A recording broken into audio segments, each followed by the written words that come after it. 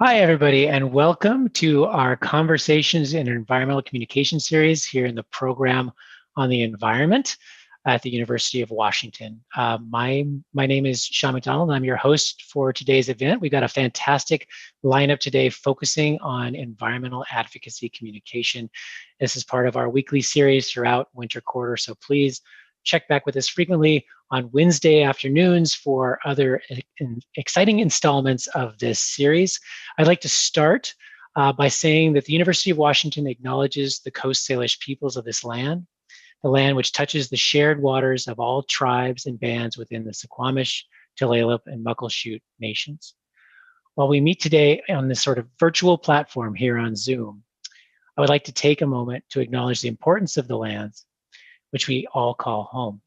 We do this to reaffirm our commitment and responsibility to improving relationships between nations and to improving our own understanding of local Indigenous peoples and their cultures. As I said, we have a great panel today, and I'd like you each to give them a warm round of virtual applause as I mention them. So, we've already got some virtual applause happening. So we have Brittany Gallagher, she's the External Affairs Manager at the Nature Conservancy of Washington. So big round of virtual applause for Brittany. We have Sarah Sanborn, Senior Communications Manager for Forterra. And we also have Kerston Swartz, who is the the Director of Government Affairs and Advocacy at the Woodland Park Zoo. So big round of applause for each of you for joining us today, taking time out of your schedules to be with us and share your wisdom and your knowledge with us. So I'd like to just go ahead and go into a little bit more detail about each of our panelists before I turn the floor over to them. After I give them a little introduction and then allow them to share their thoughts, I will ask us all to sort of join in a Q&A. This is going to be driven by the audience today. And so folks on the Zoom with me, with us, you can chat your questions to our panel, or you can raise your little digital hand under the reactions button. You can raise that digital hand and I'll call on you, and then you can turn on your camera and your microphone and you can ask those questions yourself. For those of you joining us in the YouTube or via YouTube, you can chat your questions there and I will relay those questions to our panelists too. So I'm really hoping that we get a lot of great questions from all of you out there in this digital land of ours. It'll be a lot of fun today. So first of all, Brittany Gallagher. She's the External Affairs Manager for the Nature Conservancy's Washington State chapter. In that role, she works primarily with government relations and communications teams to advocate for policy and funding solutions to urgent environmental problems. Brittany has a bachelor's degree in communications from the University of Wisconsin-Madison, so the other UW. I won't hold that against you. And a postgraduate diploma in geography from the University a postgraduate degree in geography from the University of the South Pacific, and a master's of environmental studies from the Evergreen State College. Go Gooey Ducks. She's worked at TNC since 2015, after more than 10 years of focus on international development and education in Europe, Africa, and Asia. Thank you so much, Brittany, for joining us today. So a big round of applause for Brittany. Next, we have Sarah Sanborn. She's the Senior Communications Manager for Forterra. After earning her bachelor's degree in environmental studies from the UW, go POE. She's held positions with KCTS Channel 9, writing about the environment, and then with Enviro Issues, where she worked with government agencies and organizations to educate and engage stakeholders and the public on natural resources, public transportation, and infrastructure projects. Prior to joining Forterra, she served as Director of Communications for the YMCA of Greater Seattle. And Sarah received a Foundations in Public Participation certificate from the International Association of Public Participation. So thank you so much, Sarah, for joining us as well. Big round of applause for her. And last but certainly not least, we have Kerston Swartz, Director of Government Affairs and Advocacy at the Woodland Park Zoo. Kerston has a Master's of Public Administration with emphasis in environmental policy from the Evans School right here at the UW, and has focused much of her career on external outreach and government relations. Born an animal and political nerd, her words, not mine, Kerston's ultimate professional goal is to use her government experience to pass laws and work with elected officials to protect animals. To that end, she's worked with at the Woodland Park Zoo. She has run several voter initiative campaigns, including the first voter-approved statewide wildlife trafficking ban. Kerston also works with state and federal lawmakers to enforce the trafficking ban, preserve the Endangered Species Act, and coordinate species reintroduction programs in Washington state. Big round of applause for Kerston and for our entire panel today. Thank you so much, each of you. And I think probably to make it fair, we'll go alphabetically and we'll let each of you say a few words. So that means, Brittany, you are up first. All right, that's fair enough. And I now understand why Amaya knows I'm from Wisconsin. Brittany Gallagher with the Nature Conservancy in Washington. I use she, her pronouns. I'm talking to you from my kitchen in Tacoma, the traditional home of the Puyallup people and other Coast Salish people who have stewarded these lands and waters since time immemorial. Correct, I am originally from Wisconsin. I actually moved out here to Western Washington right after my undergraduate degree was completed in 2004. And actually, because my undergrad degree is in communications, but it was toward the end of that degree program that I discovered that every documentary film I was making was about environmental issues, and maybe I should have pursued environmental studies. So I sort of looked for a way to respecialize and found the AmeriCorps program. And I applied for AmeriCorps positions in Washington and Oregon because I'd never been to this part of the country. Ended up on Whidbey Island and was there for a few years before traveling around the world, sort of as my intro indicated, working in natural resource management, but also maternal and child health and various international development areas, including social science, which ended up being the focus of my master's program at Evergreen, environmental social science. So as the external affairs manager for the Washington State chapter, I work with mostly within the bounds of this state, but the Nature Conservancy is a global conservation organization. We're the biggest conservation organization in the world. We work in 72 countries and in every state, and we have about 4,000 staff globally. Here in Washington, there are about 70 of us. And as Sean mentioned, I sit on both our government relations and our communications teams. And I also coordinate the work of our trustees, the volunteer work of our trustees when it comes to advocating for our policy priorities. So that's everything from placing op-eds to running our social media, to writing testimony for folks.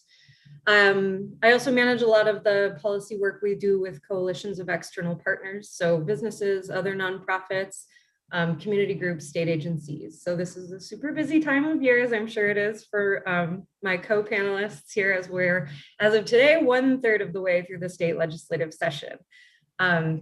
So we're heads down, working pretty hard on it.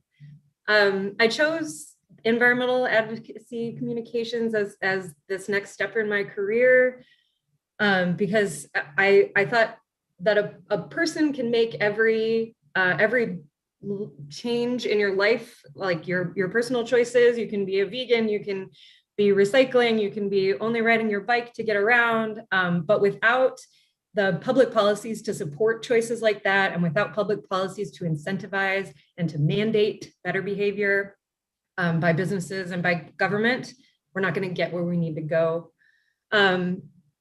And these problems we face are interrelated. So I'm sure this will come up in our conversation, but we're talking about these compounding crises of COVID and an economic downturn and climate change and systemic and persistent racism and injustice. And all of these problems that we're facing are important and connected to each other. We can't and we shouldn't solve one without also addressing the others. And luckily the solutions are quite synergistic, addressing several of these at once, but they involve change and you've got to be brave to make those change. So interested in what you all are gonna want to talk about this evening. Glad to be here and grateful to be here with Sarah and Kerston as well. So I'll leave it at that. Fantastic. Thank you so much, Brittany, for that. Sarah, would you like to go next? Yeah, thanks. Before I begin, I use she, her pronouns. And I also want to just acknowledge that I'm standing in Rainier Beach, Seattle, on Duwamish lands. And I want to honor and recognize that before I get started talking about land and people and who gets to tell those stories. So I am, as Sean said, I graduated from UW. I was in the program on the environment, Go Dogs. And throughout my time in school, I was always very interested in environmental communications. I think I took as many courses on that as were possible.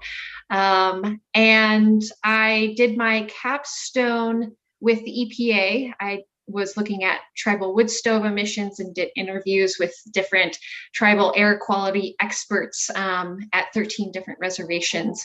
And I actually did that capstone a little bit early. And so I had an extra quarter before I was going to graduate. And I remember I turned to Sean and I asked, are there any leftover capstone projects that I could just kind of take on as an internship? And that's what led me to KCTS 9. And they were looking for someone to write articles for a program, an environmental program that they had. So I was really thankful to kind of get a jump start doing an internship with that. And it turned into a job, a contracted job, which was great. When that contract ended, I needed to determine like where I was going to go next. I either needed to apply for a different job at KCTS or I needed to explore further. And one of the interviews I had for the articles I was writing was with Enviro Issues. And it's funny, Kerston was messaging me that we both worked at Enviro Issues. So it's such a small world. But Enviro Issues is a consulting firm. I was there for almost 5 years. They do a lot of like public involvement work. So gathering input from the public on different, mostly government projects, but some orgs, and also work to help communicate about different, a lot of different work that's happening. So I worked with like Sound Transit, King County Wastewater Treatment Division, doing a lot of like natural resource and public transportation projects. And I did the whole spectrum of things that you could do, fact sheets, web content, setting up tables for public meetings, and everything in between. But I eventually wanted to like jump back into the nonprofit world. That's what led me to the YMCA of Greater Seattle. I was really excited to be doing work more directly for an organization rather than consulting. And that's when I really dived into communications more directly. I was doing a lot of public relations work, crisis communications, philanthropy communication support. And when I saw Forterra's opening, I've been at Forterra for about a year now. It was kind of like a dream job of connecting my passion for the environment with my passion for like helping people, and Forterra takes I would say a very holistic approach to thinking about land in terms of people and ecosystems. And we do everything from your kind of traditional land trust work, which is like conserving wildlife habitat, to developing policies that help shape how we work as a state or in different cities and jurisdictions, to developing attainable housing, and stewarding parks so that people don't have to go all the way to the mountains to see green space in their neighborhoods. My role at Forterra is doing public relations work. So I work a lot with reporters and helping connect reporters to different communities so that they can tell their own stories. And I also help with like event content. I'm really excited to be here. I hope that I can provide a good amount of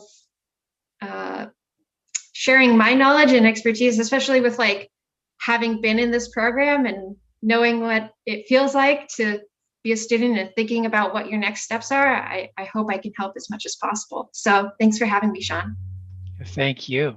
Thank you. I'm reminded that you are always an overachiever back in school as well, which is fantastic. Anyway, it's good to have you back, Sarah. And last but certainly not least, Kerston Swartz. Hi, everyone. Thank you so much for having me. I use she, her pronouns. And as we're talking about our land acknowledgements, right now, Woodland Park Zoo is going through a huge process in making sure we get that right. So we will get back to you on that one, everyone. But as I was, well, I want to just also acknowledge that it's kind of funny that I have a Evans School degree and I had a term in enviro issues. I feel like you can't throw a rock and not hit somebody who has one of those things as well. We're everywhere, especially the Evans School. So I don't know, I guess that makes me feel kind of basic, but I'm really glad to be here. And I think I've done this now for a few years, and it's always really fun to hear what you all think about what we do. So when I was thinking about how to describe my job, it's just, you can talk about it from so many different angles. And what I thought I would do is I would go right for the juicy nugget and address that I work for a zoo. And that a lot of folks have a lot of feelings about zoos. And I'm usually pretty upfront and honest that I have feelings about zoos as well. So when I started this position 7 years ago, I had a lot of friends who said, this doesn't seem like something you would do. And hopefully in the course of what I'm about to describe, maybe you all can not necessarily agree with me, but understand. So I think when we were all kids, we remember going to zoos and they were entertainment, which is what I like to call cotton candy and carousels. And we still have that element, but now there is such a focus on animal care and making sure that our critters are treated really, really well. So within the zoo industry and the aquarium industry, but let's just stay on zoos, there is a very rigorous accreditation from the Association of Zoos and Aquariums. And in order to get accredited, your facility has to have the best of the best of the best animal care. Additionally, some of us, a very small amount of us, including Woodland Park, we are also certified by the American Humane, I believe is what it's called. So we have an above and beyond accreditations acknowledging that we are incredibly good at our animal care. So as an aside, I couldn't work for an institution that wasn't accredited. And frankly, I don't know if I could work for any other zoo besides Woodland Park. It is the best zoo in the world in terms of animal care. So as part of being an accredited institution, we have a conservation mission. Our mission is to save animals and to inspire people to join us. And what better organization to do that than one that has 1.5 million people walking through it every year and has thousands and thousands of followers on social media. So that is why I work for Woodland Park Zoo, because I don't think I could have that at my fingertips working for anybody else. So what makes kind of it even more complicated is that in a really, really good way, it is not a burden, it is a benefit that we are located in Seattle. So we have a community of people who are self-selected environmentalists, self-selected animal lovers, self-selected activists, and they are ready to go at a moment's notice when we ask them to do things. On the other end, they're very quick to criticize us as well, which they should. If they see something they don't like, we should hear about it. And so that elevates us even more, and it makes us be one of the institutions that's watched across the nation about what it is that we do. So that brings in me. And so there is a major shift going on within zoos and aquariums now. I call it new school people. I'm a new school person, where we want to come in and we want to blow it all up. So we know from surveying and from polling that people want their zoos to be advocacy organizations and to significantly impact law and policy. And that's what I do. So my job, there's really two major pieces of it. One is kind of what pays the bills, and one is what makes my heart sing. So the bill paying side is I work a lot on making sure that the zoo is very well publicly funded. We are a private nonprofit organization with a dotted line to the city of Seattle. So we enjoy public funding, and it's my job to make sure that that stays part of our budget. That's the meat and potatoes, or the job. That's what pays my salary. But I also get to do conservation policy, and that is what I love so much. So when I started at the zoo 7 years ago, I certainly noticed that this was in the beginning. This is when advocacy was a word that we kind of whispered in dark corners. I noticed that we didn't have a huge presence at the state or federal level, which is where conservation policy lives. The city of Seattle and King County, I mean, they care about this stuff, but they're working on much more local things, right? So I started to do a huge amount of outreach and working with lawmakers at those levels, their staff, and more importantly, almost agency work. So now, in terms of issues that I really work on and that the whole zoo is working on from an advocacy standpoint, Sean mentioned many of them, wildlife trafficking, and boy, has that come back, roaring back now with the pandemic. There is more opportunity for us to do zoonotic disease and pandemic related advocacy than ever before. We had a hard time convincing people that wildlife trafficking impacted them. Thank you, COVID. It is absolutely impacting all of us now. The Endangered Species Act is something we're very, very keen on protecting and enhancing. We are working closely with our state wildlife agency. We want them very well funded. We just this year have decided that we're going to dive deep into wildfire because wildfire in Eastern Washington, and specifically in the shrub steppe, is impacting animals and habitats that we are very, very concerned about. Carnivores, we're going to start to get into the wolf debate, which is making my leadership bite their nails, but there is nothing controversial about it.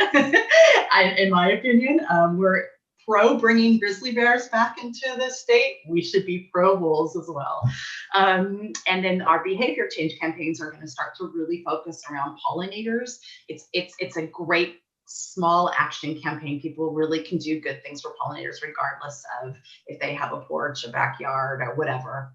And then finally, something we're going to be focusing a lot on is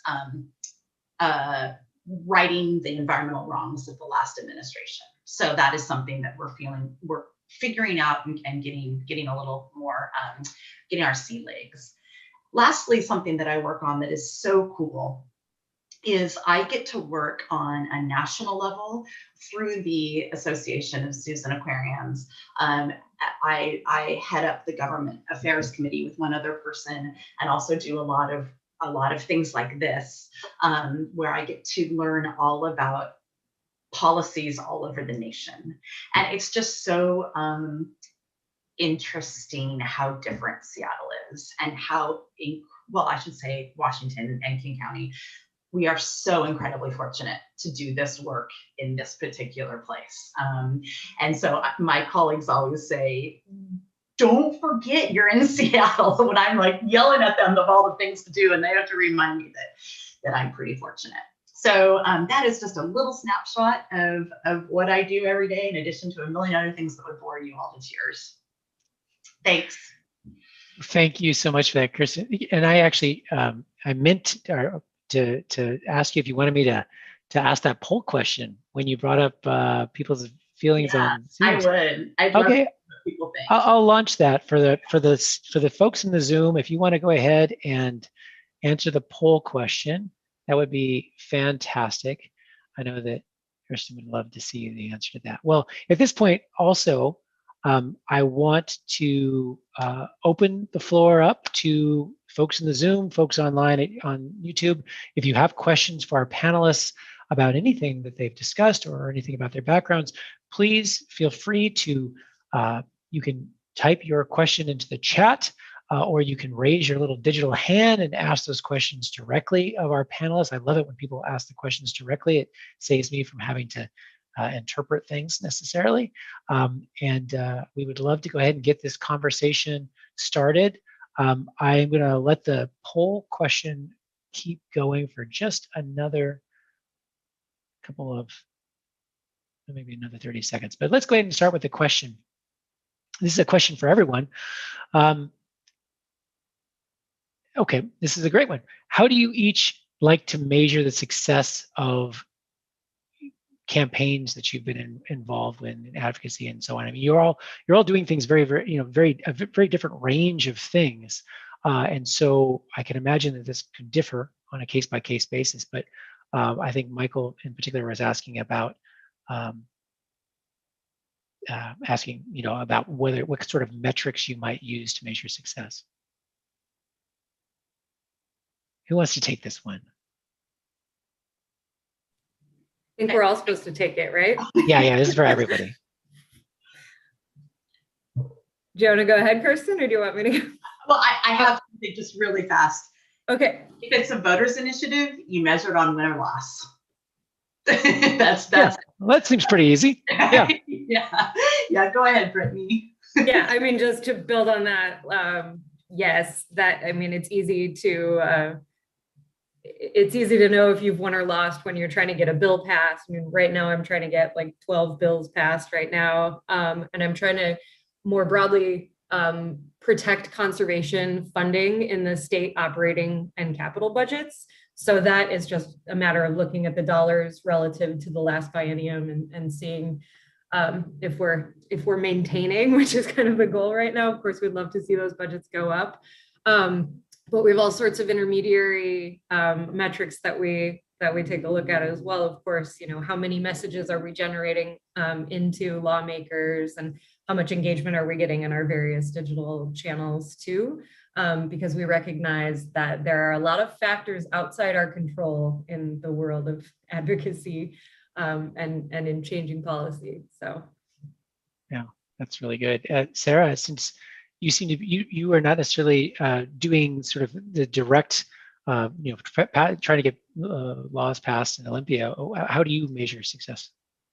We do. Forterra does have some bills that we have a whole government and policy team, but outside of that, I would say with any traditional campaign, you might have metrics in a variety of different tools. So if you're sending out emails, how many emails are being opened? What's your click rate? What's your click-through rate? If you have social media, what's your engagement rate? How many people are talking about what you want them to talk about? From a public relations standpoint, are you getting stories in publications that are relevant to the topic? Are they getting out there? Is the timing good? Are you seeing results from that? Like, as in, are people responding in the way that you hoped?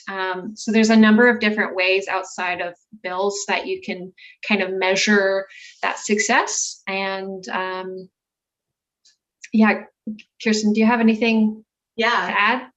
Yeah, I do. And I think the word advocacy is such a funny word because everybody, it's like the word sustainability. It's a little different for every single person. And so I think if you meant advocacy in terms of behavior change, like if we're trying to get somebody to take a conservation action, I'm not sure, and I won't get into this because Sean, it's like first of all, I'm not an expert, but it's also like 6 classes. But I don't know if you folks have been studying community-based social marketing at all, and how it is that you actually can do a successful advocacy campaign around behavior change. And it is a fascinating process, and it is arduous and long, and you always want to get to the what, and it takes you through steps where you're really looking at barriers, where you're really looking at human behavior, and at the end you create a campaign that is built in metrics, successes, and effectiveness based on this incredibly long process that you've gone through, that you want to just die when you're doing it, but it's so awesome when you're all done. Yeah. Thank you all for that. I'm going to share the results of that first poll question in case you're curious about feelings concerning zoos. Sounds like the bulk of the folks here in the Zoom said, my feelings about zoos depend on what I observe in terms of exhibits, animal care, and et cetera. So that was the majority. Well, thank you each for sharing your thoughts there. I actually just want to go back, Brittany. You mentioned you have 12 bills you're trying to move through right now. It sounds like you got your hands full. And so I'm kind of curious, since we're talking about advocacy today, how during the session, which is when everything is coming together all at once, and you were talking about, sort of working with folks to get these bills passed, but then also working with the communications team. What do you need or expect or hope to get from folks, your members, people who are interested in what you're doing? What can they do to help in that advocacy work? And how do you communicate with them? That's my job. So is kind of illustrating that for people, and the answer is a bit more complicated than I would like. As a global organization, and as a state chapter of a global organization, we are sort of beholden to our world office, which is in DC. And when it comes to federal policy, I definitely send people to that action center, which is like, fill out this form and we'll auto send an email to your legislators. So I do that on federal policy. No such architecture exists for state policy. So I just got it, actually. I just got a form that will let us do that. But during this particular legislative session, they almost preempted me, and I didn't need to spend $1,200 on this thing. Because now it's super easy for people to contact their legislators and to specifically contact members of the committee that is hearing this bill this week. So it's like a very direct form that you just fill out, and you note your position on the bill. You can choose to either just sign in pro or con on the bill, or you can submit written testimony, or if you're really stoked about it, you can sign up to testify in front of the committee. And because COVID, these days, all of that is being done virtually in a situation just like this. So it's really like great news for democracy and access, because I used to run lobby days with people having to drive over the passes, and I used to cancel lobby days scheduled for the first week in February all the time because it wasn't safe. We use our social media channels and our blog to drive people to take those actions every day. Wow. Yeah. Sounds like it is pretty complicated. I thought you were going to ask me to list all of those 12 bills. I don't know if I can do it. It's not a test. I won't test you like that. But it just sounds like a handful to me. Forrest, do you have a question you want to ask? Yeah. It's sort of a follow-up to that. But I think any of you could take this. I'm wondering, because you sort of coordinate like a lot of people, like when like you have your group has like sort of a story that you're trying to tell. Like, do you take people like, oh, we would like you to share your story as part of what we're trying to get at? Like, do you do any arranging like that? Yeah, I can speak to this. Yes, definitely. So a big thing that I think about when doing, say, public relations work is that, or any communications work, is Forterra really tries not to center our work on ourselves, but really center it on the communities that we're working with, and provide the platforms or the connections so that they can tell those stories. So in terms of like, say, for example, we have a project in the Hilltop neighborhood of Tacoma where we're building attainable housing. Instead of trying to tell the story of what's happening in Hilltop and the gentrification that's happening there, the displacement that is happening there, we are working directly with a like hyper local community partner that knows all that can tell that story. And so our role is really to work with them so that they have, you know, Forterra comes with like expertise in a lot of different things, real estate. We have a communications marketing team. We can bring that in to this group, these partners, community members, and either help get them connected to a reporter, or we have a magazine where we can help share their story. If they want to write something, they can add to that. It's called Ampersand Magazine. There's a lot of different ways, but I think what we really try to focus on is that the community speaks for itself. We're here to help provide resources for that. Fantastic, thank you. Here's a question that for Kerston that I thought was interesting.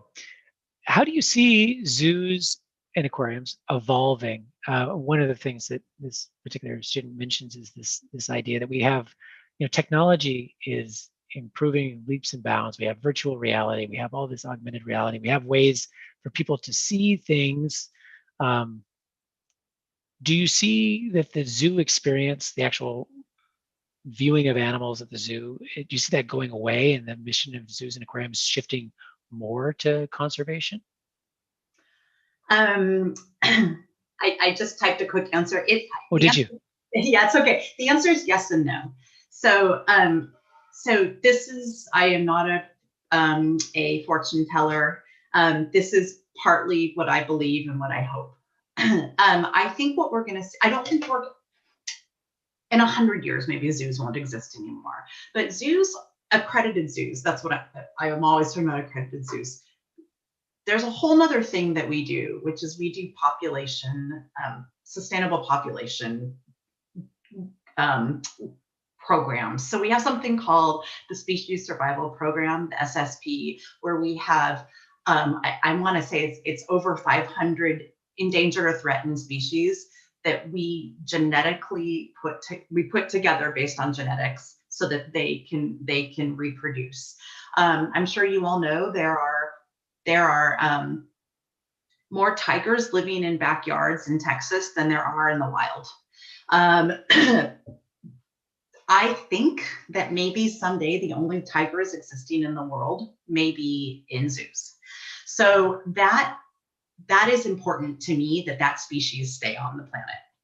But what I think we might start to see is zoos turning more into a convening space for ideas. And so this is where our conservation mission will become exceptionally realized, that it will be a place where people come together and have shared experiences and become conservationists in that way.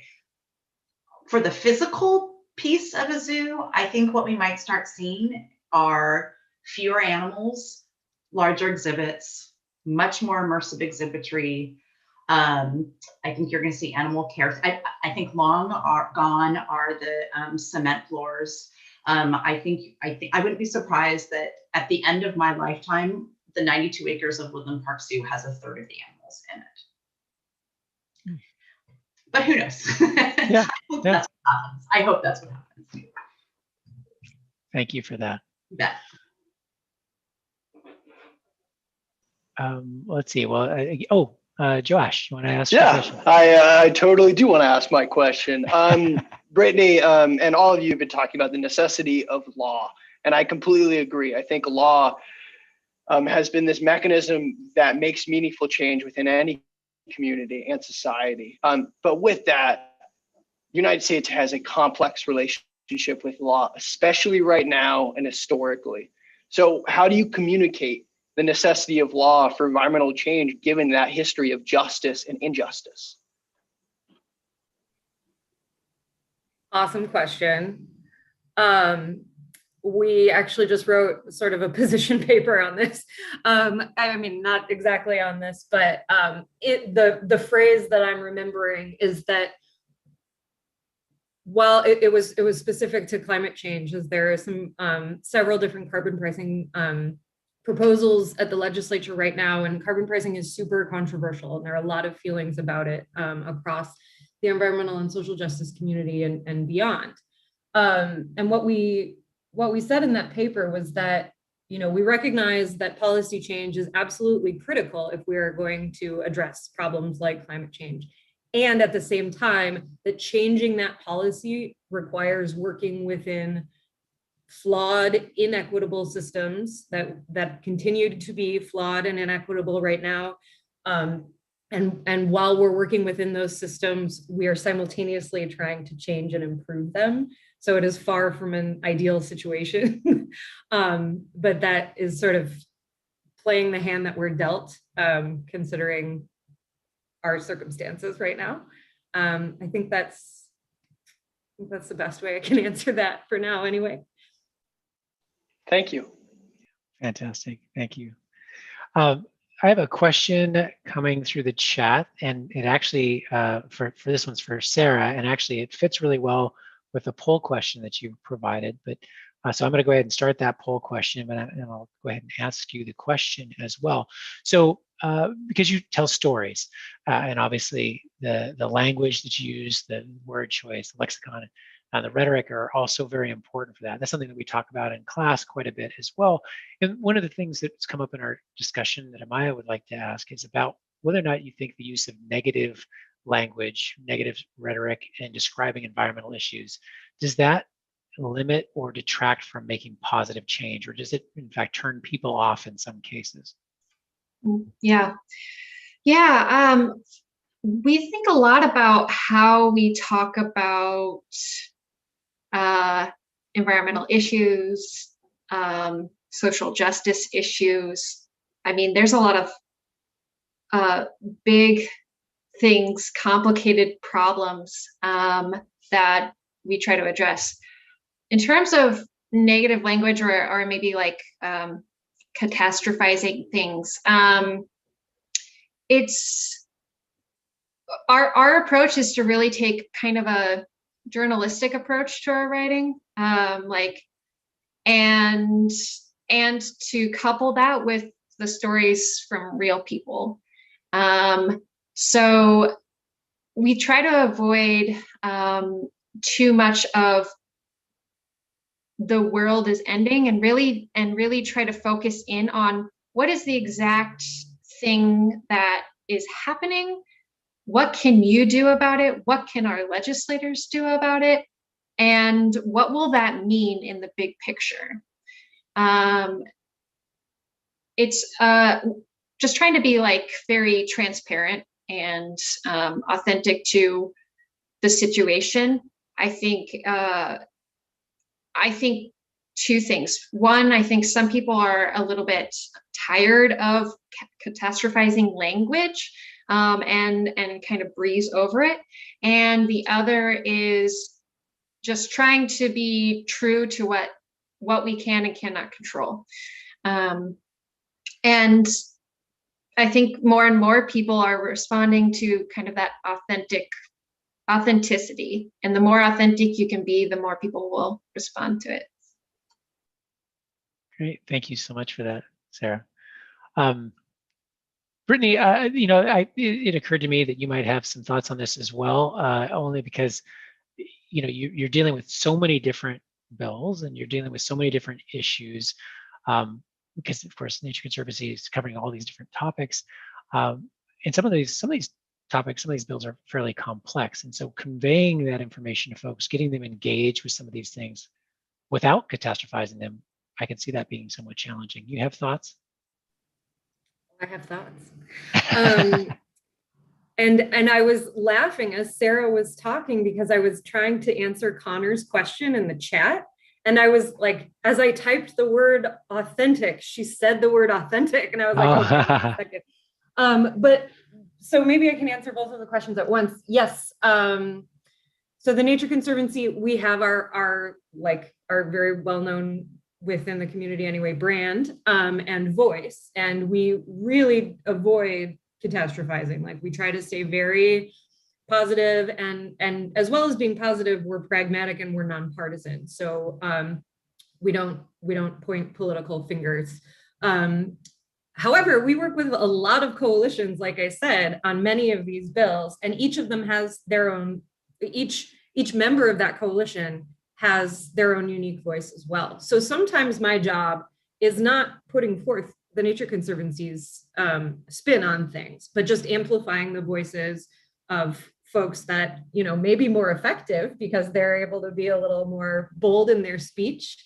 You know, and certainly back to the authenticity part, we want to amplify the voices of the people that are actually experts in this area, whether through education or through lived experience, you know, people who are actually most impacted by environmental injustices and by pollution because they live near freeways and things like that. So part of the work that I do that is sort of invisible is lending capacity and support to members of the various coalitions that we're part of to advance these shared priorities. And I guess since I'm talking, I'll just answer Connor's question.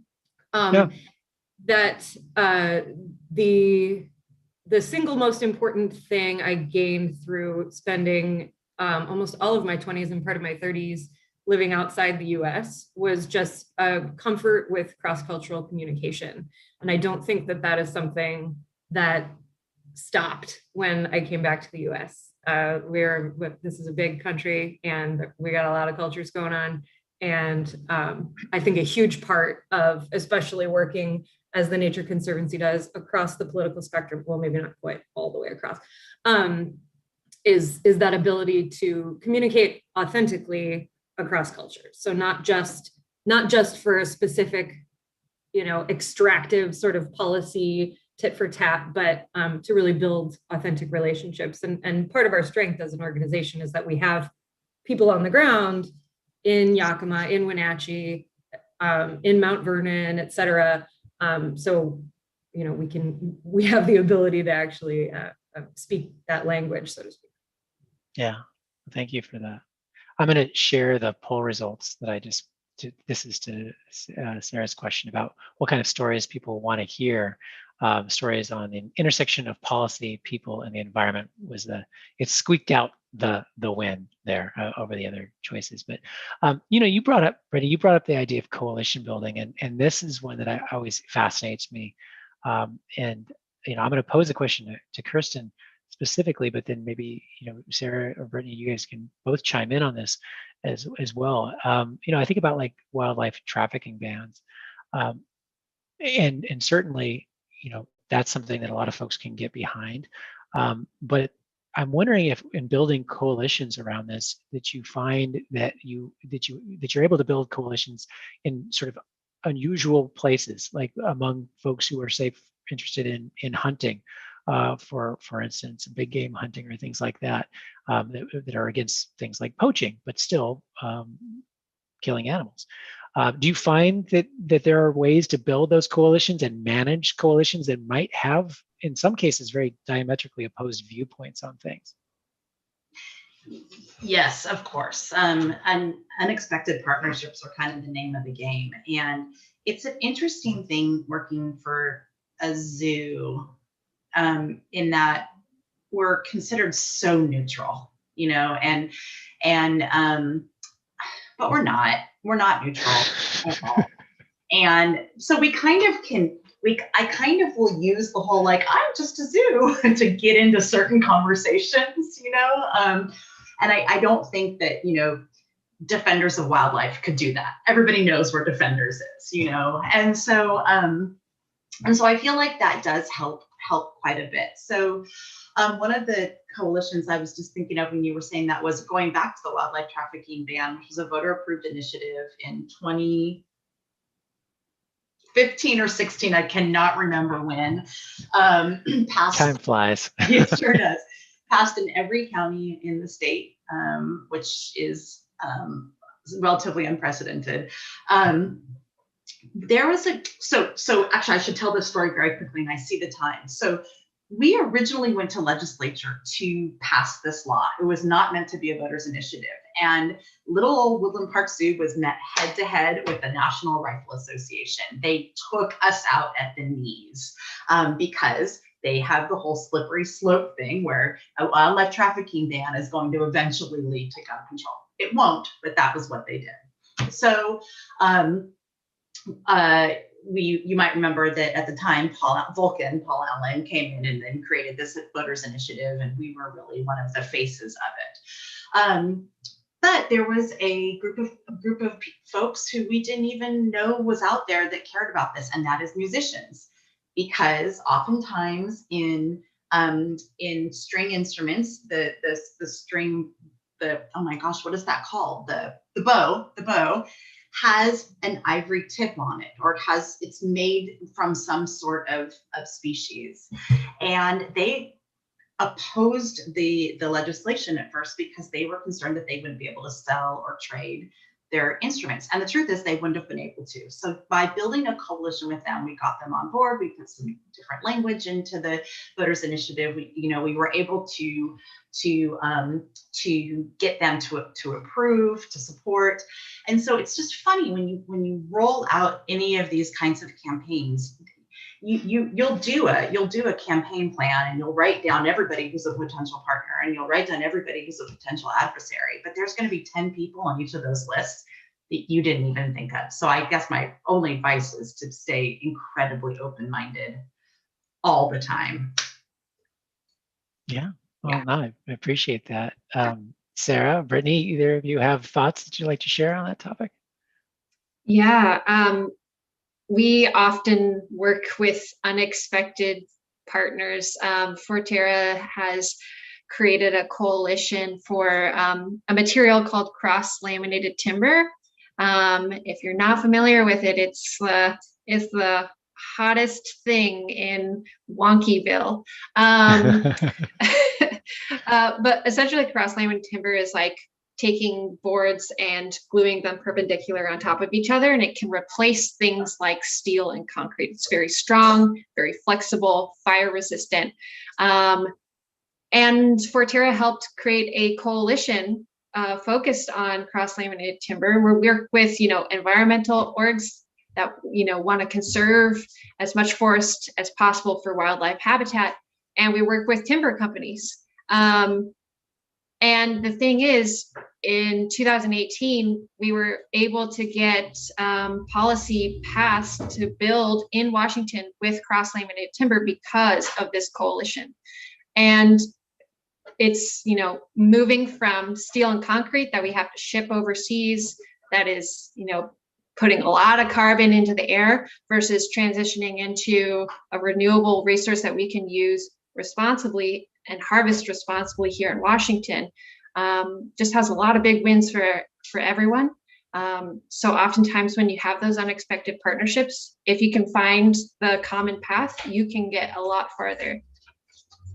Oh, that's great. Thank you. I just have to laugh.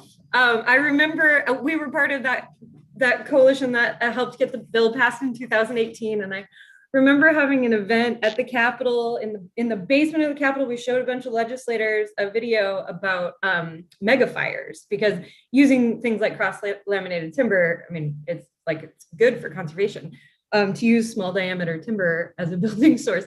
And some opposition lobbyist snuck in a tray of heart-shaped cookies with the words steel, concrete, and masonry on them. And my state lobbyist found it, and he was like, "Get rid of these!" And I hid them under the table. So you get fun stuff like that sometimes. Guerrilla tactics. I had no idea. Yeah, That's really funny. I love stories like that. That is like my favorite stories. I think that is what is so fun about this job, is that you're dealing in human behavior and personality and weird things that people do. And so you're always on your toes. It's never ever boring. So that's a fun story, Brittany. You should have just eaten them all. I tried one because I love cookies. Like, they were disgusting. Yeah, I'd be worried they were poisoned or something like that. You got to watch out for things like that. Yeah, no, that's pretty funny. Well, I'm noticing our time, and so I would love to hear from each of you. Just your last your last thoughts on one of the questions that I should step back. One of the questions I asked my students today, in fact, was how they get engaged, how they get involved, how they take action in issues that they care about and that they would advocate for. And we ran the gamut from sort of online petitions through sort of direct action and sort of a spectrum of different things that people could do. From your personal experiences, where do you think people who are passionate about topics, where do you get the most bang for your buck?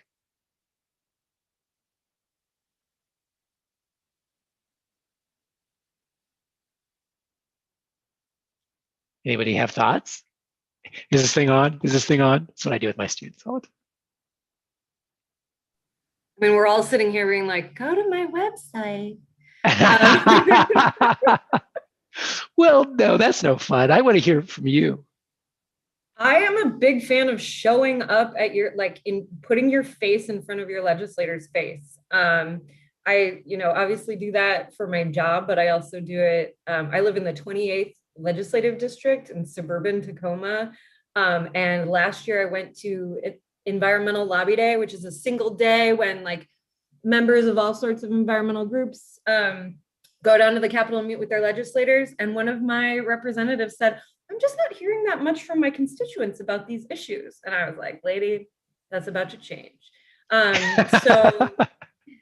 So I've made sure to show up at their town halls and ask them questions and to just elevate the importance of some bills that, I have to use when I'm using my private citizen email address, my Gmail, and on my own personal time, showing up and talking about bills that, yes, I mean, personally, I'm into a whole bunch of things that the Nature Conservancy is doing, but I'm also interested in other things that the legislature is doing. So I just really would encourage people to get over the fear or hesitancy of wasting your legislators' time, or oh, they're so important and busy, I don't have anything important to say.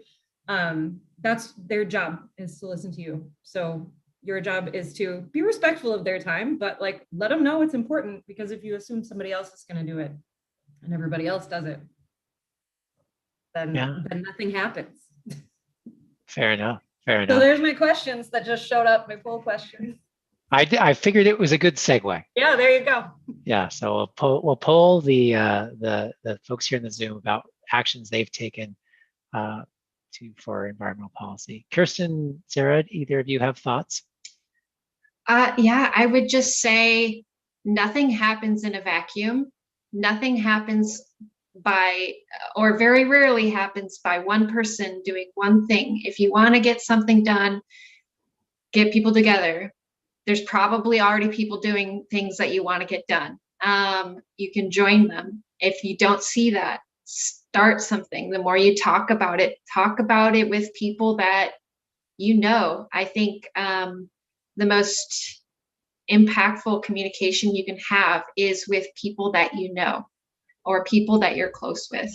And don't try to go fight it with that random dude on Facebook. You're not going to get anywhere, but I've seen it. I've seen, we work with a lot of community partners who just decided, yeah, we're going to come together and we're going to do this. And not only neighbors working together, but working with other community groups and other entities, and just building upon that. Just work with people and you'll get things done. Great, thank you for that, Sarah. Kerston, do you have some thoughts? Yeah, I really liked those two answers a lot, and I 100% agree. I guess my piece of, I don't know, knowledge here is kind of a more internal thing. So this work is high burnout. It's hard. And you are constantly asking for things and defending what you believe in. And there's always, one elected official who tells you they can't do it because they're trying to solve some other thing, which was my least favorite answer of any lawmaker, because they should be able to do more than one thing at a time. So, so I would say that if you're gonna, build coalitions, if you're gonna go see your elected officials, like Brittany is saying, if you're gonna start having conversations, tough conversations, as Sarah is saying, that you've got to build in for yourself some small wins. You can't just make your win, I'm going to pass this, or I'm going to get this piece of legislation. You can't do that. You will quit. So you have to have tiny little wins along the way. So maybe a win is I had a 15-minute meeting with this one particular legislator, or maybe a tiny little win is I got an op-ed piece published in some in the Yakima paper. I don't know, like make it so that you have moments of success along the way, because the big prize, it takes years to get to it. So ensure yourself of no burnout by giving yourself some milestones that you can celebrate along the way. That is fantastic advice. I like to end things on a positive note anyway. So, well, we are out of time, and I just want to say thank you, huge thank you to each one of you. Let's have a big round of digital applause for them, please. Brittany, Sarah, Kerston, thank you so much for joining us today. I want to ask you to maybe stick around for just a couple of minutes. I'm going to go ahead and just tell the folks who are joining us on YouTube, thank you for joining us for this event, and please stay tuned for our future events in this Conversations in Environmental Communication series. Please subscribe to our YouTube channel, click the little bell icon, and you'll be notified the next time we go live or upload new content to the channel. And with that, I will just say have a great evening and keep on communicating.